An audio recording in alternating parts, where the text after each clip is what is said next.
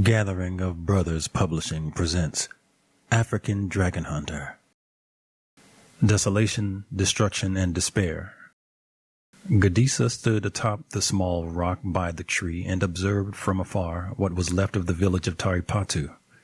From his vantage point, his legs weakened a little, and the spear in his hand served as support as the stench of doom dampened the air. Gadisa could tell, however far he was.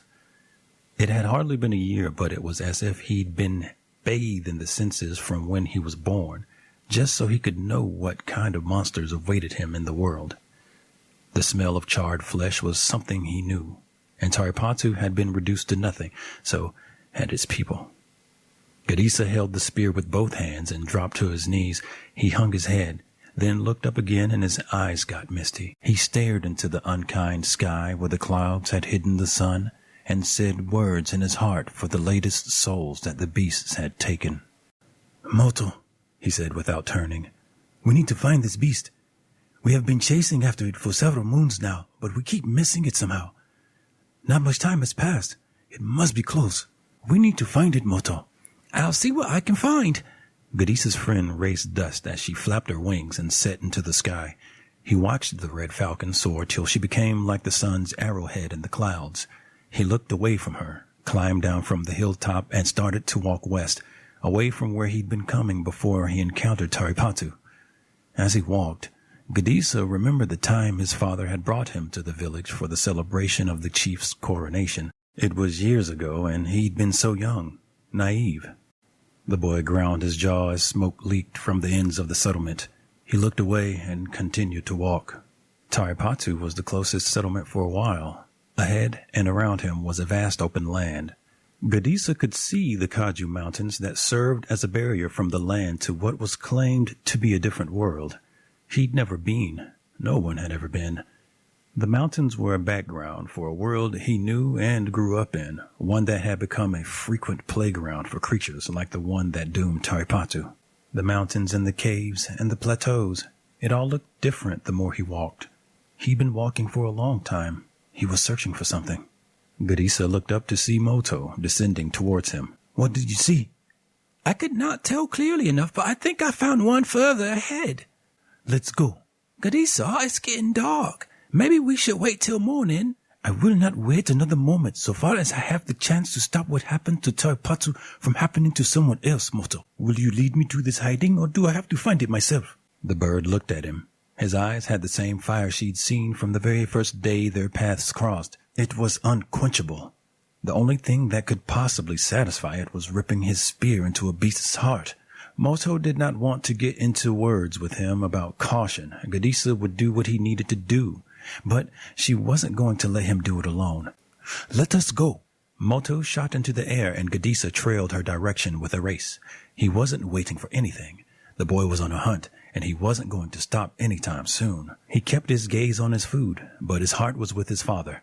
Gadisa and his sister sat side by side, while their mother held the baby in her hand and breastfed him. Gadisa mirrored his father's posture as he ate. He was doing everything he could to make sure his old man had no reasons to doubt him. His father was a strong man, the strongest hunter in the village. He led men in fending away beasts from the settlement and made sure there was meat in their plates. Gadisa revered his father's presence and wanted to be like him. He wanted to hunt. His father had allowed Gadisa to come with him the last time the hunters met in the village. But Gadisa knew they didn't say whatever was causing them to be on edge in plain words as the men talked.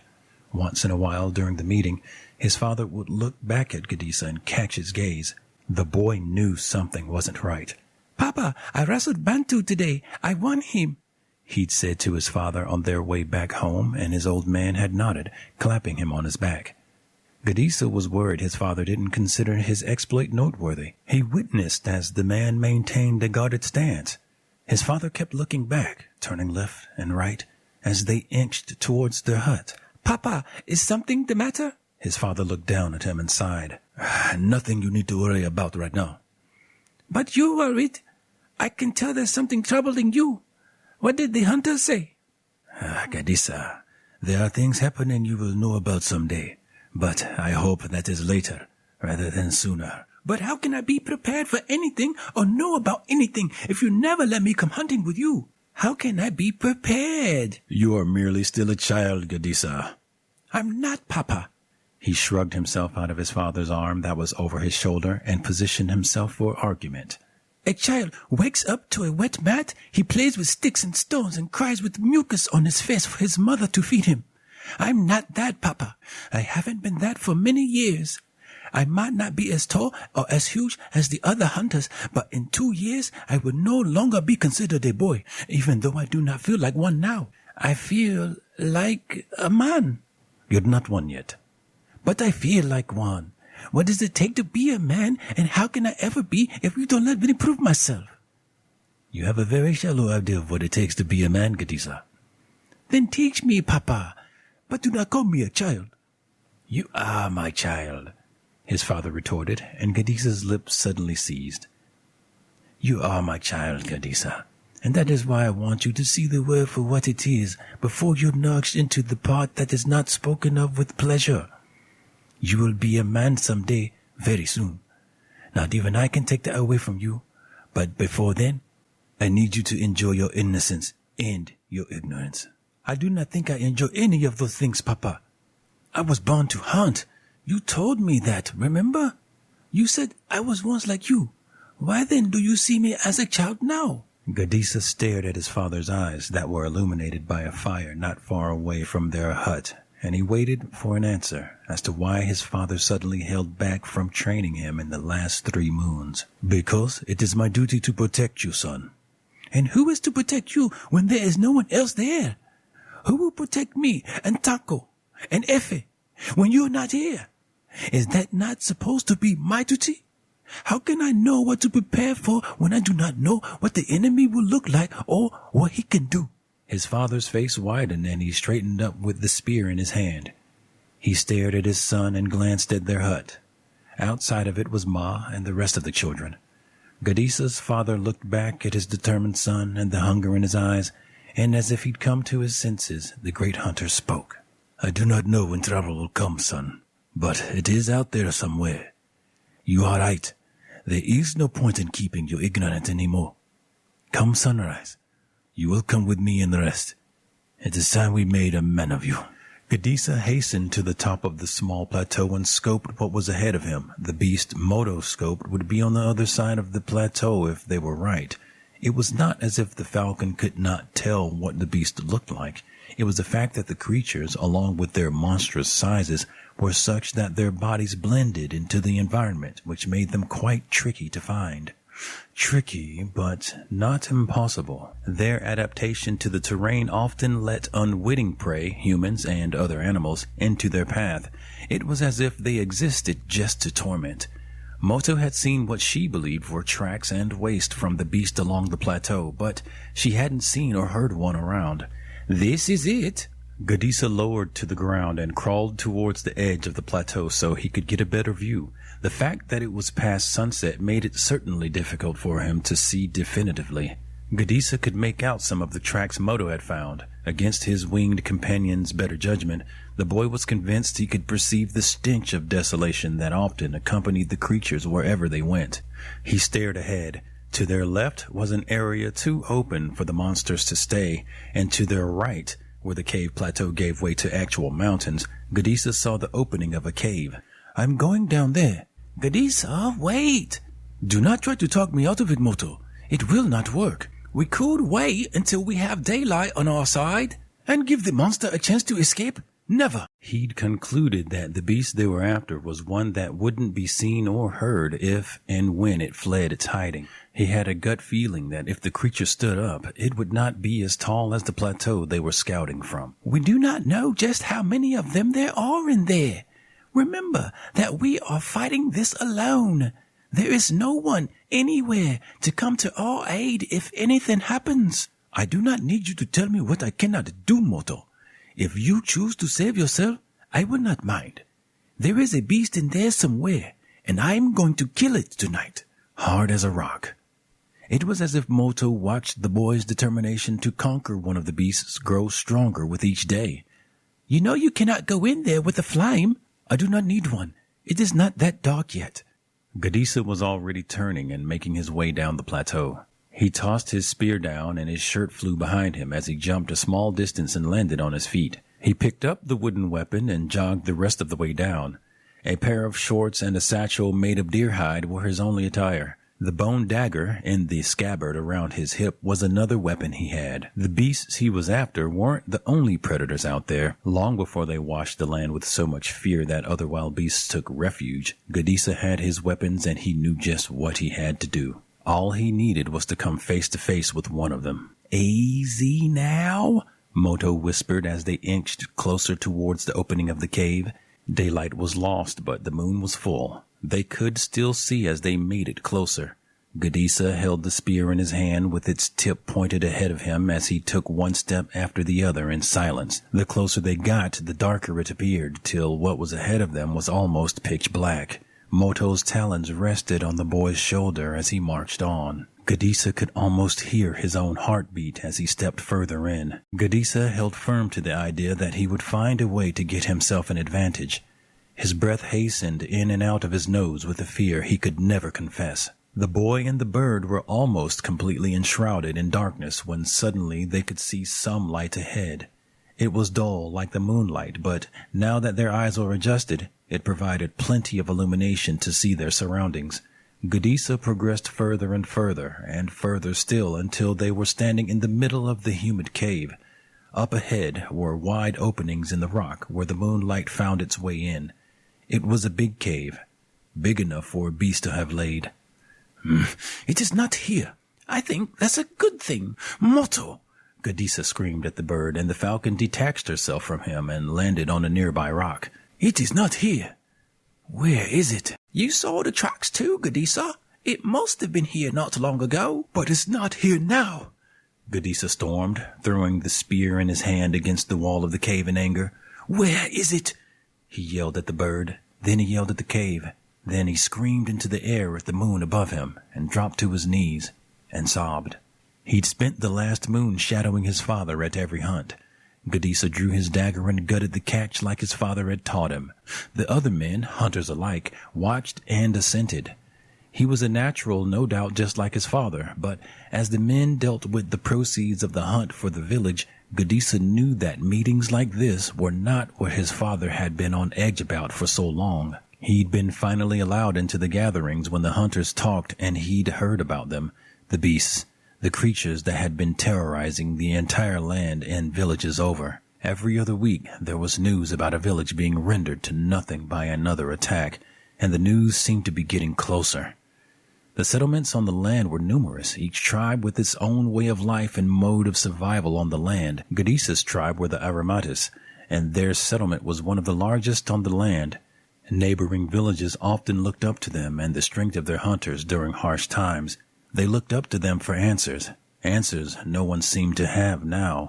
"The beasts are back," Gadisa heard Beji, his father's friend, comment during the gathering.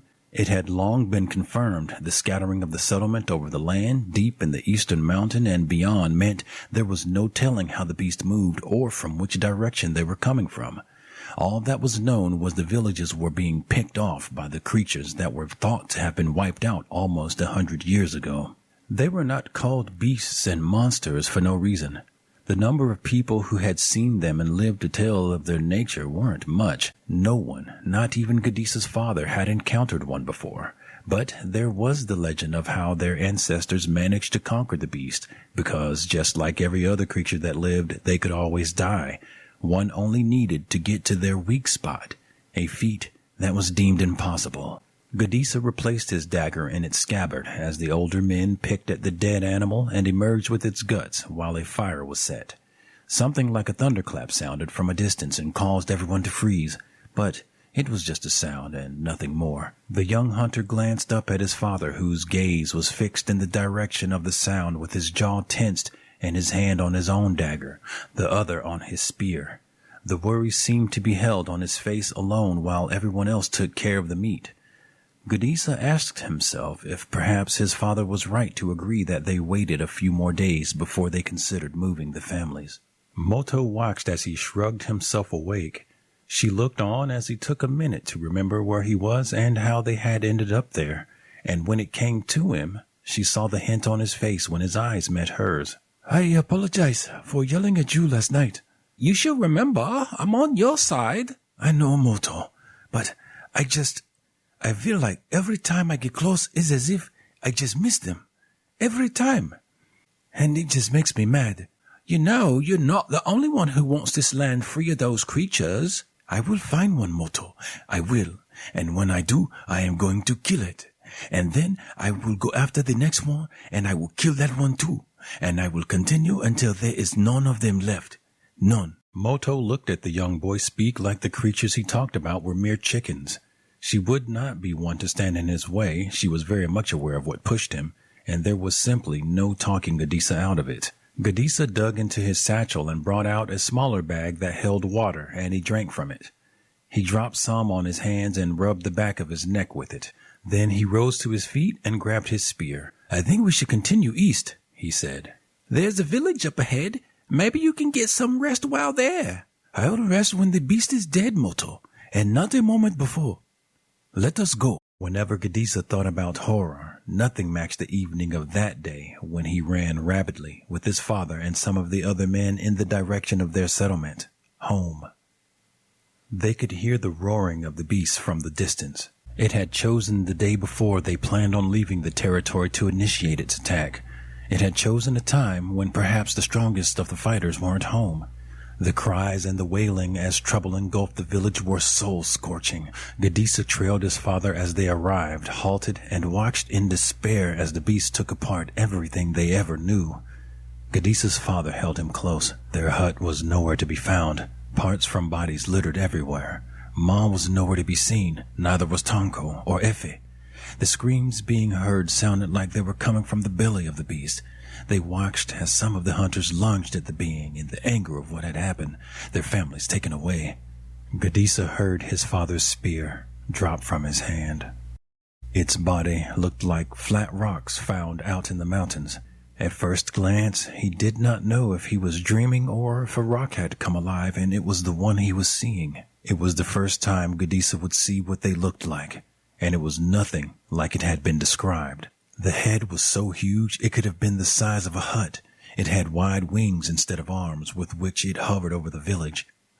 Gadisa could hear the sound of its footsteps as it stomped on what he realized were people running around. He could not just hear it, he could feel the connection of the leg with the ground. It shook the earth. Gadisa saw its foot that had claws instead of toes as it smashed on another hut. The young boy stood rooted in horror with his father as the beast flogged its tail over a distance and crushed someone else trying to get away. He had never seen anything like that before. The creature was like a giant lizard with wings instead of hands, and Gadisa fell to the ground as his father shoved him away from the direction of the flame. The young hunter was too slow to see it. The breath of the monstrous lizard, the fire that came out of its mouth. Gadisa managed to get himself up from the floor to see that his father had not been so lucky.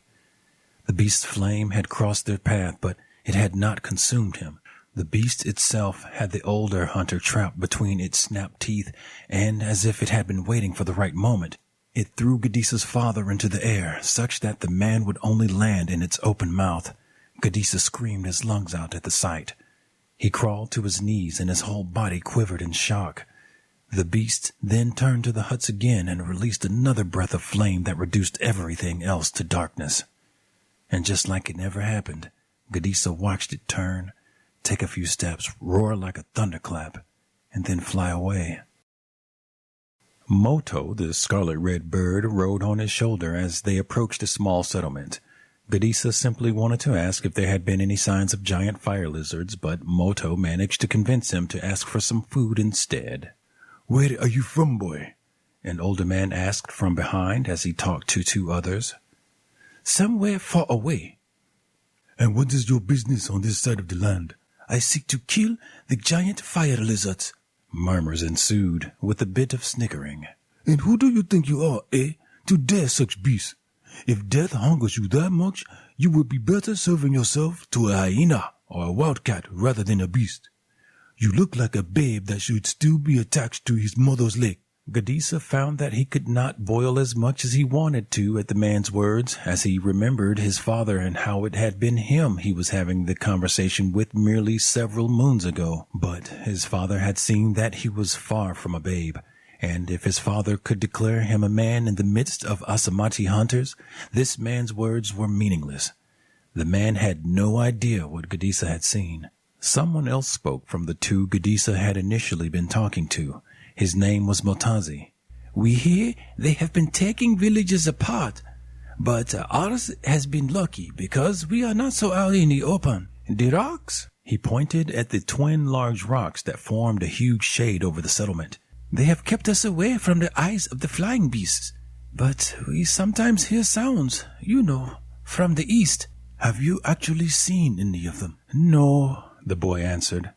He is right, From what we have heard, those are not creatures one merely faces and escapes. I survived it once, and that will be the beast's greatest mistake, Gadisa thought to himself. He managed to score some smoked meat and water for the road, and he was back on his hunt. Moto had yet again gone scouting, and she arrived just as he stepped out of the shade of the settlement's cover. What did you see? It is unusually hard to say because many of them have skin like rocks, Gadisa, but I think I've seen one. What? Where? Not far from here, over the top mountain ahead. She gestured with her wing in the direction west of their standing. I do not know how long it will be there for, but Gadisa... What, Moto? Speak. There's a small village close by, and I think it might go after it. Gadisa ran like his life depended on it. He wouldn't stop to catch his breath as he galloped over the rocks and the tricky footpath around the mountain that led to the village. There was no way he was going to let the beast have its way with yet another life, another family, another village. He made it around the footpath, and Moto perched beside him when he got to the edge. The village was down a hill. They could see the single smoke coming from there that signified the presence of inhabitants. A smoke that would undoubtedly be lost in wild flame when the beast breathed. It was obvious that whoever was there was ignorant of their monstrous neighbor and its intentions. Gadisa turned away from the settlement towards where Moto had seen the beast, and they got closer. The young hunter squatted the moment he saw it, just like his father had taught him, the art of the predator. There was no bigger prey than the one whose tail he managed to make out from the dark shade of the valley. The creatures did always blend into the environment. He held his spear tighter, and again his breath heaved. His soul might be prepared to conquer this beast, with an element of surprise, but he was very much still human, one whose heart still barreled in his chest. You don't have to do this if you don't feel like it, Gadisa. We can always go back.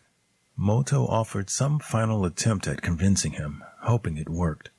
She knew what he had been through and why his desire for revenge drove him so, but the bird also feared that it might just be the end of him when he lunged blindly into a beast's path because he knew something no one else knew, something the Asamachi's ancestors apparently passed down to his father's generation, who in turn told him about it.